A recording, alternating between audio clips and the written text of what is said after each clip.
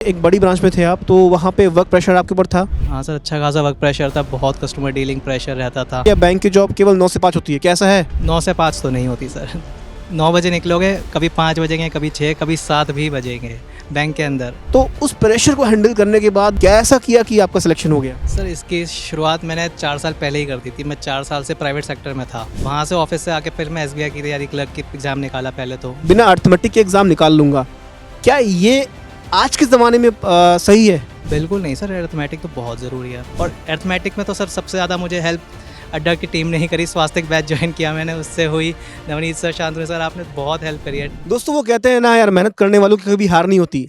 मेरे साथ में जुड़े हैं निमेश, जो ऑलरेडी SBI क्लर्क में थे, बट उनसे मन भरा नहीं, फाइनली IBPS PO निकाला। आइए जानते हैं कैसे जॉब करते हुए, वो भी बैंक की जॉब करते हुए, PO निकाला। निमेश भाई, कैसा लग रहा है फाइनली PO बन के? बहुत अच्छा लग रहा है। मतलब सपने देखे थे कुछ जो पूरे हो रहे हैं, जिनके लिए मेहनत की थी वो पूरे हो रहे हैं। ऑफिस से आना 6 बजे, आना 7 बजे, पढ़ने बैठना, रात के 12 बजे तक पढ़ना, फिर सुबह अगले दिन 6 बजे दोबारा उठना ऑफिस जाने के लिए। जो मेहनत थी अब रंग ला रही है, तो अच्छा लग रहा है। मतलब यार, हमेशा बच्चे कहते हैं कि सर मैं वर्किंग हूँ, या मैं जॉब कर रहा हूँ, या घर के भी काम होते हैं, उनको बैलेंस करके कैसे पढ़ाई करें, आइए जानते हैं निमेश से। तो अगर मैं बैंक की बात करूँ, आप क्लर्क SBI क्लर्क में थे और गाज़ियाबाद में एक बड़ी ब्रांच में थे आप, तो वहाँ पे वर्क प्रेशर आपके ऊपर था? हाँ सर, अच्छा खासा वर्क प्रेशर था, बहुत कस्टमर डीलिंग प्रेशर रहता था। ऊपर से नया नया था, काफ़ी कुछ सीखा वहाँ पे बैंकिंग इंडस्ट्री के बारे में। काफ़ी कुछ लर्निंग फ़ेज़ इतना लंबा चला कि लर्निंग फ़ेज़ में ही पहले बैंकिंग सीख रहे हैं, फिर घर आके पढ़ रहे हैं। बहुत ज़्यादा लगता था कॉम्प्लिकेटेड। तो मतलब जॉब अगर मैं बात करूँ बैंक की, तो नॉर्मली 9 बजे सुबह घर से निकलते होगे और फिर शाम को 6-7 बजे घर के आते होगे। वो कहते हैं, लोगों के मन में एक मिथ है कि यार, या बैंक की जॉब केवल 9 से 5 होती है, कैसा है? 9 से 5 तो नहीं होती सर। 9 बजे निकलोगे, कभी 5 बजेंगे, कभी 6, कभी 7 भी बजेंगे बैंक के अंदर। बिल्कुल यार, मतलब एक जॉब करते हुए आपने IBPS PO का एग्ज़ाम निकाला, तो ये अपने आप में बहुत बड़ी बात है। तो यार, ऑलमोस्ट अगर बात करें, दिन के 10 घंटे चले गए आपके जॉब के, 10 से 12 घंटे चले गए जॉब के, तो 12 घंटे में आपने पढ़ाई भी की, अपने आप को मेंटली फिट भी रखा, बिकॉज अगेन एग्ज़ाम निकालना बहुत ज़रूरी बन जाता है जब आप मेंटली फिट हों, बिकॉज कहीं ना कहीं आपका मेंटल फिट होना बहुत ज़रूरी है। आपके थॉट्स, आपकी लर्निंग कैपेबिलिटीज़, अगर वो सब फिट नहीं होंगे तो फिर आप कितना भी पढ़ लोगे, आपको वो सारा ऊपर से जाएगा। तो उस प्रेशर को हैंडल करने के बाद दिन भर की ब्रांच की बातें मन में रहती होंगी, आज ये नहीं हुआ, ये टारगेट पूरा नहीं हुआ, उन सब चीज़ों को एब्जॉर्ब करने के बाद फाइनली यार, मतलब क्या ऐसा किया कि आपका सिलेक्शन हो गया? सर इसकी शुरुआत मैंने 4 साल पहले ही कर दी थी। मैं 4 साल से प्राइवेट सेक्टर में था, वहाँ से ऑफिस से आके फिर मैं SBI की तैयारी, क्लर्क की एग्ज़ाम निकाला पहले तो, उसकी तैयारी करता था, साथ साथ PO की भी तैयारी करता था। तो प्राइवेट सेक्टर में फिर भी ये था, टाइम थोड़ा लिमिटेड था, बंधा हुआ था, तो ज़्यादा नहीं लेट होता था, और सैटरडे संडे ऑफ था तो टाइम मिल जाता था। तो रूटीन तो मेरा बन गया था सॉर्टेड। पढ़ाई से प्रेशर झेलना और काम के साथ साथ मैनेज करना, टाइम मैनेजमेंट बहुत ज़्यादा ज़रूरी थी, और वो सीख ली थी मैंने। और वही चीज़ जब मैंने बैंक ज्वाइन किया, वही टाइम मैनेजमेंट मैंने वहाँ अप्लाई करी, वही रूल्स, वही डिसिप्लिन अप्लाई किया, तो ये भी हो गया। मतलब आपने सिंपल सी बात बोली कि कंसिस्टेंसी, और कंसिस्टेंसी के साथ में आपने अपना प्रैक्टिस जो है वो कंटिन्यू रखा। सबसे पहले आपने अपने आप को उस सिचुएशन के यूज थ्रू बनाया कि भाई जॉब तो करनी ही करनी है, तो जॉब के साथ अपने आप को, पहले अपने बॉडी को ढाला, फिर उसके अकॉर्डिंग आप चीज़ें करते गए और चीज़ें हो गई।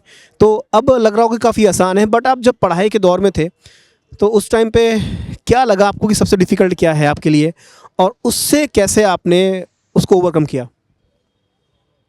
डिफ़िकल्टी तो मेरे को बस थोड़ा ये था कि जैसे अब मैं ऑफ़िस के लिए टाइम निकाल दिया, फिर पढ़ाई के लिए टाइम निकाल दिया, तो फैमिली के लिए तो टाइम ही नहीं बचा। घर पे घर के कामों के लिए टाइम ही नहीं, घर वालों से कोई पूरा दिन निकल जाता है, मैं एक बात नहीं करता।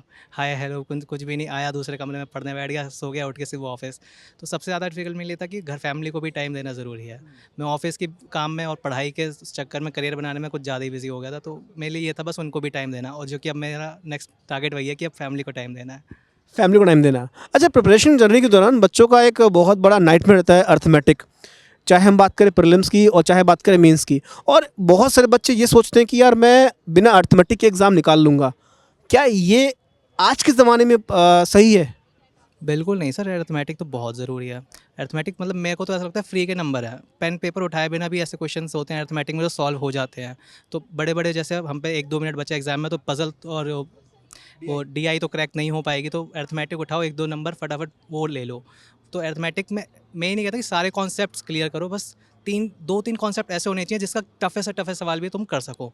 ये नहीं कि तुम्हें हर उसमें एक्सेल होना है हर एक टॉपिक में, कुछ टॉपिक्स ऐसे चूज़ कर लो जिसमें तुम्हें कोई बीट ना कर सके। तो कैसे आपने अपनी अर्थमेटिक को स्ट्रॉन्ग किया, मतलब किस तरह से अपने अर्थमेटिक को लेके चले, और क्या आपने अर्थमेटिक को पढ़ते समय कुछ टॉपिक छोड़े, क्या आपने सारे अर्थमेटिक के टॉपिक कवर किए? सारे को बेसिक्स क्लियर किया था। मेजरली जो मेरे को फेवरेट टॉपिक हो, मेरे को जिनको स्ट्रेंथ लगी कि मैं ये कर सकता हूँ उन टॉपिक्स में, उनको मैंने पूरा इन डेप्थ किया कि मुश्किल से मुश्किल सवाल भी हिला दूँ उन टॉपिक्स का मैं। तो सिलेक्शन करना एग्जाम में, उन क्वेश्चंस को छांटना, बस वो उन पे टाइम देना है, ना कि उन टॉपिक्स पे जिनमें मैं वीक हूँ। और अर्थमेटिक में तो सर सबसे ज़्यादा मुझे हेल्प अड्डा की टीम ने ही करी। स्वास्थ्य बैच ज्वाइन किया मैंने, उससे हुई।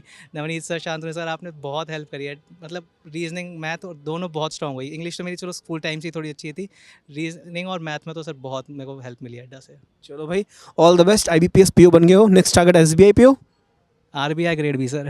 RBI ग्रेड भी, मतलब IBPS PO बन गए, PO नहीं जाना है, अब उससे ऊपर जाना है। RBI ग्रेड भी मतलब कस्टमर से डील नहीं करना है ना, डायरेक्टली चुपचाप ऑफिस में बैठना है और RBI के मजे लेने हैं। चलिए भाई, ऑल द बेस्ट निमेश, आगे के लिए अपना बेस्ट दीजिएगा और all the best for the future.